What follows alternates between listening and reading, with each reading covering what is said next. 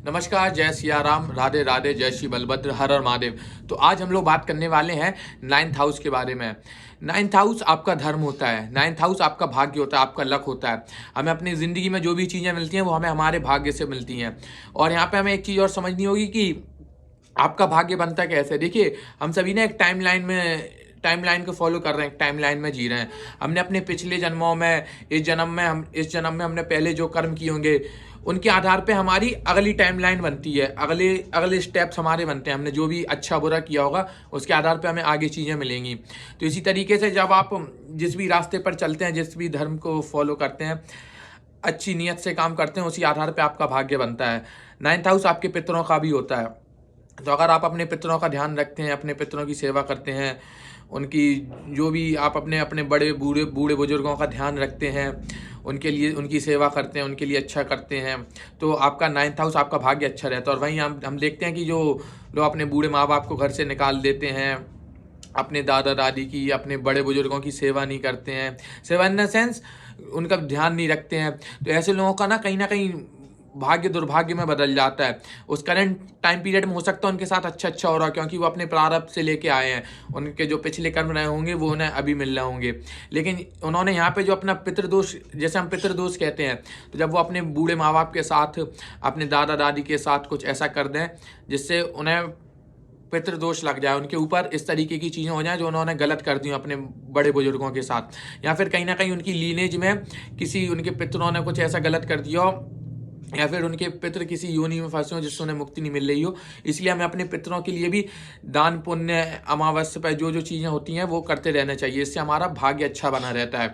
क्योंकि एक थ्योरी है कि आप पे कोई भी भगवान आप पे ना तो आपको आपके साथ गलत करते हैं ना अच्छा करते हैं, वो सिर्फ आपको आपके कर्मों का फल देते हैं। और हम लोग अपनी ही लीनेज में आते हैं, ठीक है। हमारा जन्म जो होता है वो अधिकतर हमारी लीनेज में होता है। तो जब आपका जन्म आपकी लीनेज में हो रहा है तो आपके जो भी पूर्वज रहे होंगे आपसे बड़े, अगर वो भी चाहते हैं कि उन्हें अगला जन्म मिले, और जब अगर वो किसी योनि में फंसे हुए होते हैं तो वो चाहते हैं कि आप उनके लिए कुछ करें जिससे वो इस योनि से निकल के इस जन्म में आए और उन्हें दूसरा जन्म मिले, जिससे वो आगे मुक्ति के लिए प्रयासरत रहें। तो इससे आपका भाग्य अच्छा बना रहता है अगर आपका नाइन्थ हाउस अच्छा है। देखिए, नाइन्थ हाउस का जो कारक ग्रह होते हैं वो होते हैं गुरुदेव, क्योंकि यहाँ पे 9वीं राशि आती है, धनु राशि, जो गुरुदेव की राशि होती है। तो आपके भाग्य को बढ़ाने में, आपके भाग्य को अच्छा करने में गुरुदेव का बहुत इंपॉर्टेंट रोल होता है। इसके अलावा हम देखते हैं कि आपके नाइन्थ हाउस में जो भी प्लेनेट बैठा होगा वो प्लेनेट आपके भाग्योदय में बहुत सहायता करता है। जैसे फॉर एग्जांपल मान लीजिए 7th लॉर्ड आपके 9th हाउस में बैठ गया, तो हम कह सकते हैं यहाँ पे कि आपकी शादी के बाद आपका भाग्योदय होगा। इसके अलावा अगर आप कोई बिजनेस करते हैं, या उस प्लेनेट की जो 7th हाउस का लॉर्ड है 9th में बैठा, उस प्लेनेट की महादशा और अंतर्दशा में आपका भाग्योदय होगा। उस टाइम पीरियड में आप देखेंगे कि आपके पास अपॉर्चुनिटीज़ बहुत आ रही हैं। आप कुछ भी छोटा सा स्टेप भी लेते हैं तो वो स्टेप आपको एक बड़े रूप में दिख रहा है, आपको एक बहुत अच्छे रिजल्ट दे रहा है।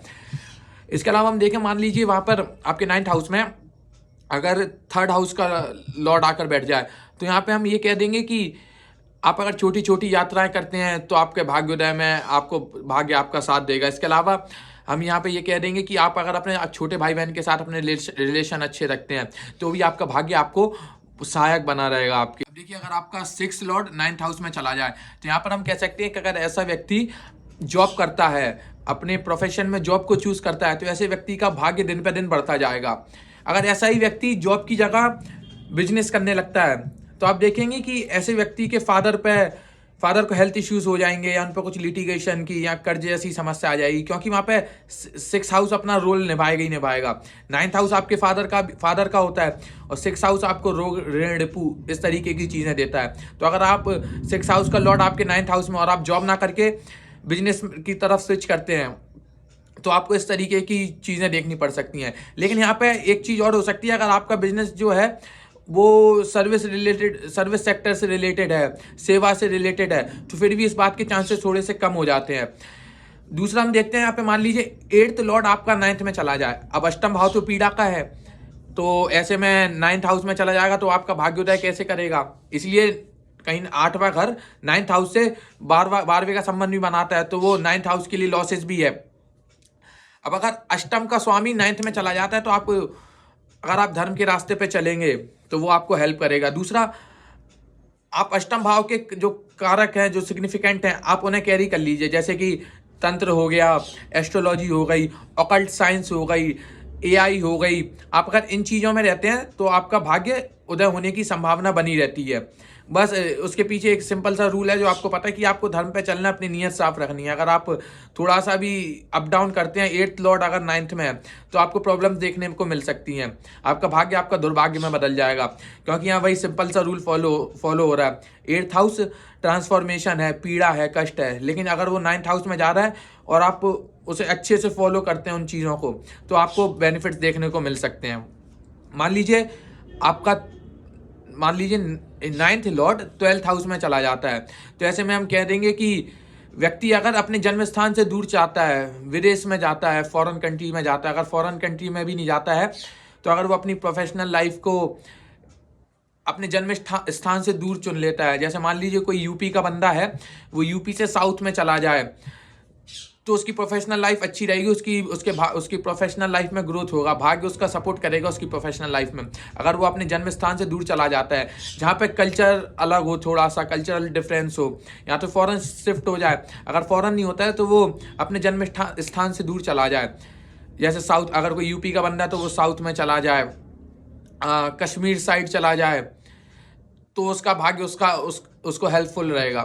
अब अगर 4th लॉर्ड 9th हाउस में आ जाए या 9th लॉर्ड 4th हाउस में चला जाए, तो ये ऐसे व्यक्ति के लिए अपने अपनी माता से रिलेशन अच्छे रखना बहुत ज़रूरी है, क्योंकि इसकी माता इसके भाग्य का कारक है। इसकी माता ही है जो इसके भाग्य में उदय करेंगी। तो अगर ऐसा व्यक्ति रोज अपनी माता के पैर छूता है, उनसे अपनी बातें करता है, अपनी कम्युनिकेशन उनसे अच्छा रखता है, तो ऐसे व्यक्ति को लाइफ में ग्रोथ मिलेगी। इसके अलावा उसका भाग्योदय उसके जन्म स्थान पर ही होगा। जैसे अभी हमने देखा था कि 12th हाउस में, अगर 12th हाउस का लॉर्ड 9th में आ जाता है तो जन्म स्थान से दूर होगा। लेकिन अगर 4th हाउस का लॉर्ड 9th में आ जाता है तो उसका भाग्योदय उसके जन्म स्थान में ही होगा। यहाँ पर फिर बात वही फॉलो होती है कि भाग्योदय होगा कब, जब उस प्लेनेट की महादशा या अंतरदशा आएगी, तो वो अपनी महादशा और अंतरदशा में बहुत अच्छे रिजल्ट देगा। मान लीजिए आपके 9th हाउस में कोई मेलेफिक प्लेनेट बैठा है, जैसे कि मंगल बैठा है, शनि बैठा है, तो आप हनुमान जी की पूजा कर सकते हैं। हनुमान जी से आप जुड़े रहेंगे। ऐसे लोग आप देखेंगे ज़्यादातर, अगर यहाँ तो मंगल शनि की राशि वहाँ पे हो, लॉर्डशिप लिए हो, लॉर्डशिप नहीं लिया तो वहाँ पे प्लेनेट बैठा हो मंगल या शनि, तो ऐसे व्यक्ति आप देखेंगे अपने आप कहीं ना कहीं हनुमान जी से जुड़े होंगे, हनुमान जी की पूजा करते होंगे, काल भैरव जी से जुड़े होंगे। जो मंगल के देवता हैं, शनि के देवता, उनसे कहीं ना कहीं उनका अपने आप कनेक्शन होगा, क्योंकि 9th हाउस आपका धर्म भी है। तो यहाँ पे बैठे प्लेनेट बताते हैं कि आपका किस देवता से अच्छा रिलेशन है, किससे अच्छा कनेक्शन है।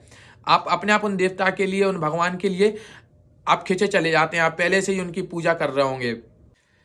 अगर 5th लॉर्ड आपके 9th हाउस में बैठ जाए तो ऐसा व्यक्ति टीचर हो सकता है, ट्रेनर हो सकता है, जो प्ले स्कूल्स होते हैं, छोटे बच्चों के स्कूल होते हैं, वहाँ पे टीचर हो सकते हैं, क्योंकि 5th लॉर्ड चिल्ड्रंस का होता है, बच्चों का होता है। इसके अलावा 5th हाउस क्रिएटिविटी का भी है। तो अगर 5th हाउस का स्वामी 9th में बैठ जाता है तो आप क्रिएटिव चीज़ों में लगे रहते हैं, वो भी आपके भाग्य को उदय करने में आपके सहायक बनेंगी। देखिए, मान लीजिए 9th हाउस में राहु या केतु में से कोई बैठ जाए। अगर राहु बैठ जाए तो आपको भक्ति करनी है। किस तरीके की भक्ति करनी है? आपको भजन करने हैं, आपको गा के बजा के आपको भक्ति करनी है। वहीं अगर केतु बैठा है आपके 9th हाउस में तो आपको मेडिटेशन करना है, ध्यान करना है, क्योंकि केतु अलगाव का कारक है, एकांत का कारक है। वहीं राहु बाहर है, बाहरी दुनिया है, दिखाना है। तो आपको भजन करना है, पाठ करना है, गा के बजा के करना है, जिससे और भी लोग आपसे जुड़ सकें। वहीं अगर केतु बैठता है तो आपको ध्यान करना है, मेडिटेशन करना है, एकांत में करना है। देखिए, 9th हाउस के लिए कुछ रेमेडीज़ हैं जिन्हें हम फॉलो कर सकते हैं।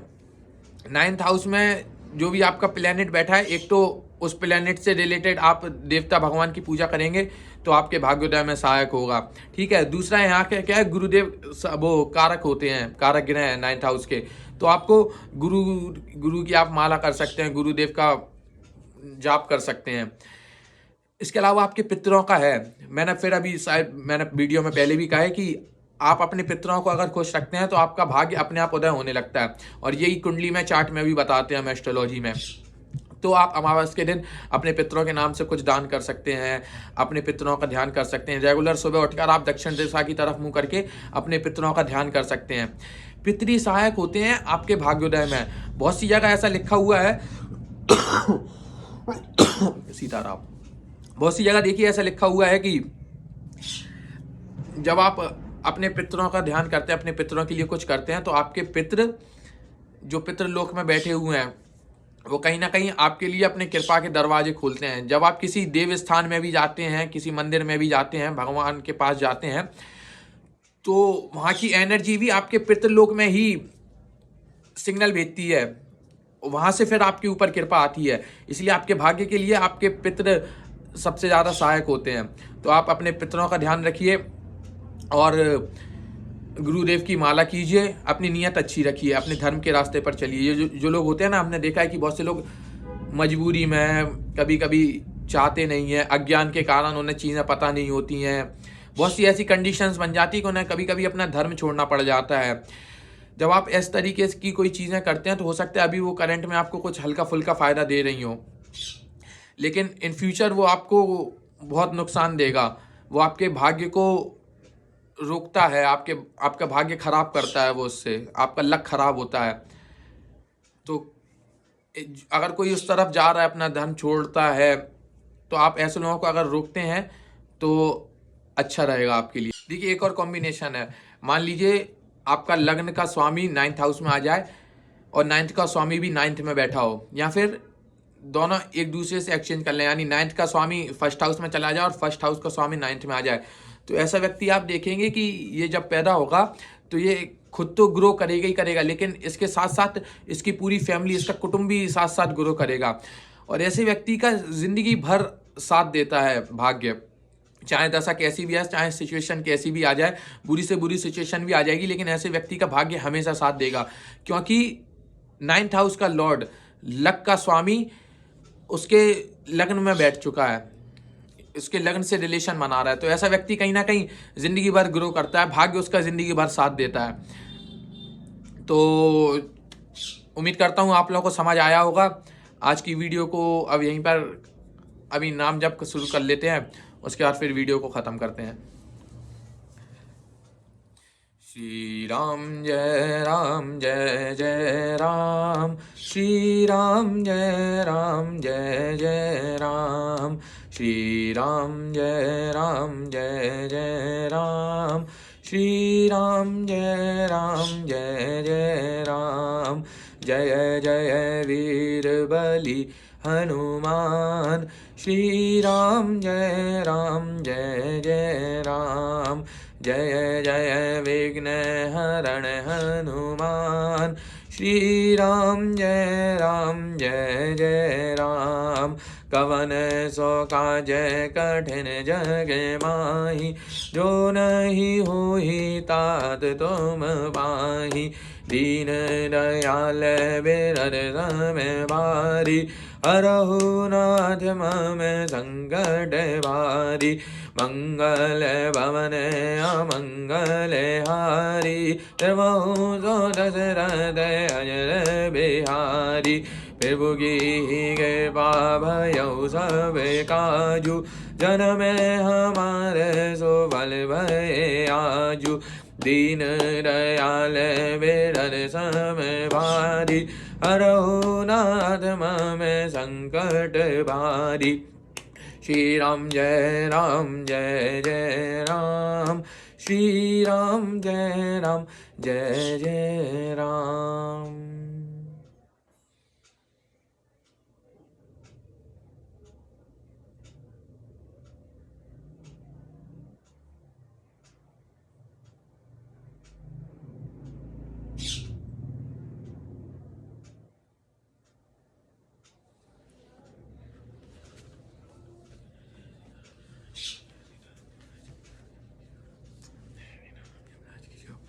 देखिए अभी एक सडन कॉम्बिनेशन और याद आ गया, उस कॉम्बिनेशन को और बता देता हूँ।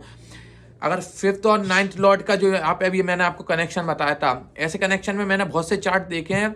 ऐसे चार्ट आप देखते हैं जितने भी कर्मकांडी ब्राह्मण होते हैं, जो कर्मकांड कराते हैं, जो ब्राह्मण होते हैं, पुजारी होते हैं, आपको ये कनेक्शन उनके में भी देखने को मिल सकता है। ये कॉम्बिनेशन आपको उनके चार्ट्स में देखने को मिल सकता है, क्योंकि 5th हाउस आपका पूर्व जन्म के कर्म होते हैं, आपके पूर्व जन्म के पुण्य फल होते हैं, और 9th हाउस आपका धर्म होता है, आपका भाग्य होता है। जब इन दोनों का कनेक्शन बन जाता है तो ये भगवान से जुड़ जाता है कहीं ना कहीं। तो ऐसा व्यक्ति धर्म से जुड़े कार्यों में रह सकता है, धर्म से जुड़े प्रोफेशन को चूज कर सकता है।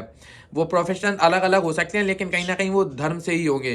जैसे मैंने कहा था टीचर हो सकता है, तो स्पिरिचुअल गुरु भी हो सकता है, स्पिरिचुअल टीचर भी हो सकता है। तो आपने आज के सेशन को यहीं पर ख़त्म करते हैं। उम्मीद करता हूँ आपको समझ में आया होगा। जय श्री राम, राधे राधे, जय श्री बलभद्र, हर हर महादेव।